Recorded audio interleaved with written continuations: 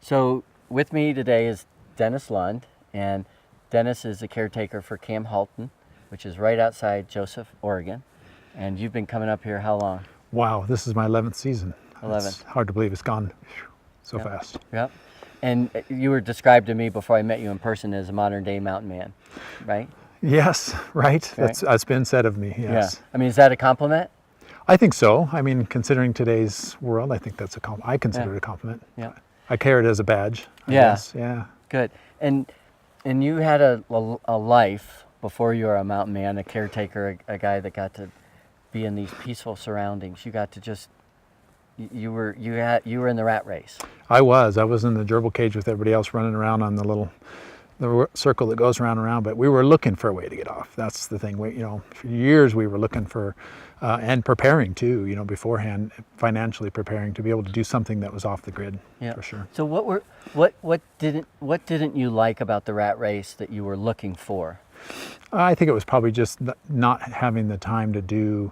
Oftentimes, with a busy pace, we were raising a family with kids, full-time job, and oftentimes full-time jobs end up to be more than 40 hours a week. If you're climbing the ladder, you're doing what you need to do corporate-wise. I mean, for me, it was 50, 60 hours a week, and I was trying to make a go of it that way. And I was also building houses too, and on the side. So it just seemed like I had never had any time. About the time, all the things I wanted to do on the side, I never had time to do. So pursue what I wanted to pursue. So a lot of the guys on the Crucible on this expedition, one of the big things is this is what we call a digital detox, stepping back, and all of them will say, I have to slow down to speed up. I'm trying to fit everything in. It's crazy. Mm-hmm. They don't have any time. They're trying to just do everything. I mean, was that where you were? Yeah, that's exactly where I was. And I was looking for a way out. So, I mean, to be able to, and it was, totally Providence coming up here like we did. And, they said, we're looking for somebody to take this place over. Yeah. And like I said, we had prepared ahead so that when we did say yes, then we could take that leap. And that's actually, that's the biggest thing. We just took that leap, and it's a leap of faith, because oftentimes if you're doing what you want to do, the money isn't there either necessarily, so you have to prepare financially. But I've heard it said too that if you're doing what you love, you'll never work again, sort of thing. And so that's been a big change for us. Do you feel that? I do. That you don't work? Yeah, I'm kind of ruined, from going back to that corporate, structure, and the time that I didn't have. I mean, there's very few people when they get to the end of their life say, "Gee, I wish I had more money." It's usually they want more time. Right. So. And do you wish you had done it sooner?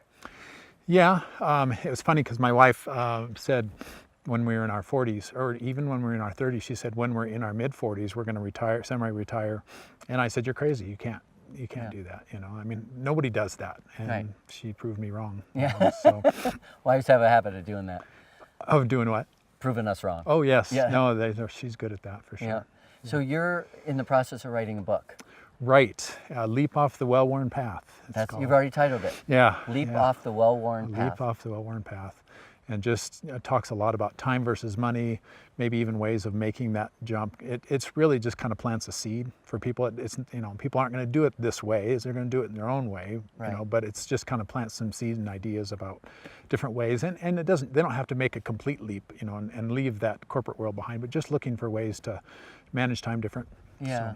So what's like one of the things that might be some advice in there about manage time different? Yeah, I think it's probably just really looking at the foundation of what you're doing. So many times on the rat race, people aren't really paying attention to what they're doing and how they're spending their time, and looking out ahead, making goals ahead. And I think that's, for us, it was looking ahead and okay, where do we want to be in the next 10 years? Where do we want to be in the next 15 years? And so, I would say that just looking ahead, and also just preparing oneself financially, because if some opportunity comes along and financially you can't do it, you just wave goodbye to that opportunity, so. Yeah, and I mean, was it hard for you? I mean, to slow down? I mean, did it take a while before you could like have peace in your mind? Yeah, oftentimes people would say, because I was, in the midst of the busy world, and people would say, "Well, what are you going to do with all your time?" And it's like, that's a better problem to have, isn't it? I mean, it's a better problem to have, figure out what to do with massive amount of time, because I have just so much time on my hands, and it's wonderful. And if now I'm kicking myself because I squander time. Yeah. It's like, oh, I've got all this time, and now I want to try to figure out how to maximize the time. So yeah. So when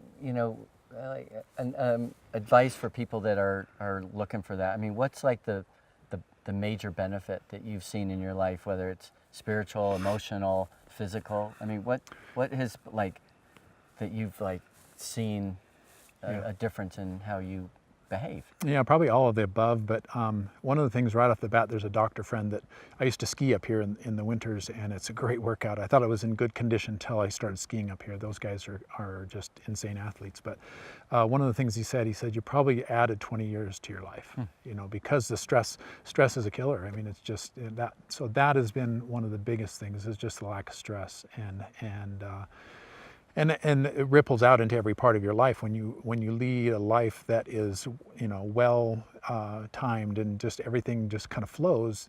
Everything else sort of flows. It just sort of works itself together into a big picture. Yeah. So was there any pressure to feel like, geez, I'm not remaining competitive, I'm not keeping up with the Joneses? I mean, was there any of that entered your mind? Definitely. I mean, I think that there was a lot of people who kind of pictured me, because in my particular field, I had made it really to the top of where I could make it. Yeah. And people, when they started asking me, well, what are you going to do with all your time, et cetera, I think they kind of pictured me out in front of a store selling pencils or something eventually, that kind of. And so there was a little bit of pressure, because people, get to that pinnacle, and people, I think they realize, they start thinking, well, you're not like, people tend to run in herds. I mean, they do. And anytime somebody breaks away from that, they're kind of like, hey, what are you doing? Right. Why?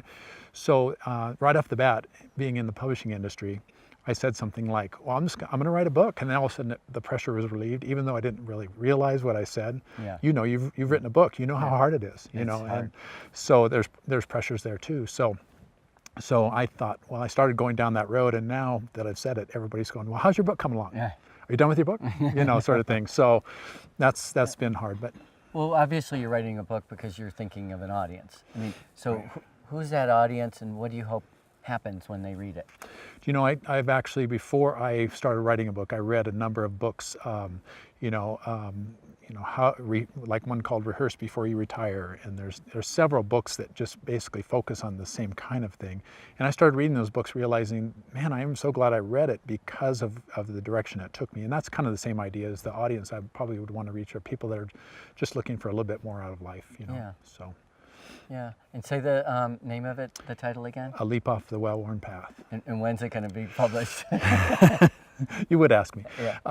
I would say I'm shooting for 2017, but we'll see. So this year? Oh, I'm hoping. Yeah. Wow. Yeah. Deadlines.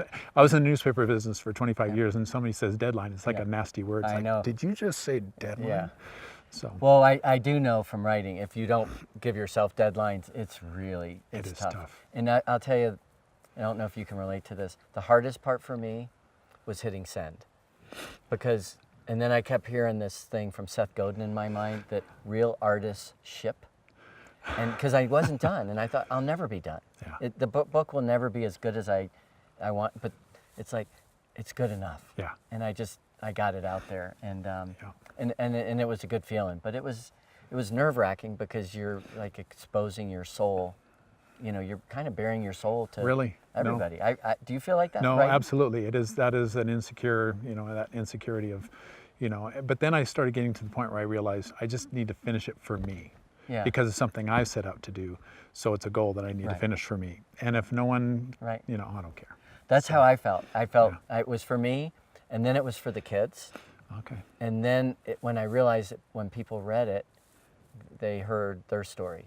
Yeah. And they process it, and it was kind of cool. I even got a picture the other day of somebody that was waiting out Hurricane Irma, and they said, it was a picture of my book saying, I'm reading this book while I'm doing, waiting out Hurricane Irma. And I thought, that's kind of cool. That is cool. Yeah. Well, and one of the first things in the preface, and it really is, I say, if you value time more than money, then that's the first qualification that you have to, to read this book or to move on to that next level. So. Well, I don't know a CEO that doesn't value time over money. And I've had CEOs do an exercise where I'll ask them to create a pie chart of where they spend their time. Wow. And then they'll create one where where do you want to spend your time? What's going to make a difference? Sure. And it always goes back. I mean, there's not an executive I've ever worked with that doesn't say, I need to spend more time with my family. There's things I need to do I've neglected, and we know what's important. And when you come out here, I think what's always interesting is all the problems that we're dealing with back at work are like really tiny. Right. I mean, In perspective of importance. Right. Right. Yeah. and those problems are time and money, but Yeah. you know, it's different Yeah. because sometimes we don't value our own time and our own money as much as our business's time and money. There you go. Don't you No, think? No, you're right. We get things turned around. You get the cart in front of the horse. Yeah. So yeah. Well, I'm inspired by you, Dennis. I hope other people that will see this will take a break and pause and kind of reflect on some things, and I hope they buy your book. I know I will. Good. Well, I'll send you an autographed copy. All right, deal. Good. Good.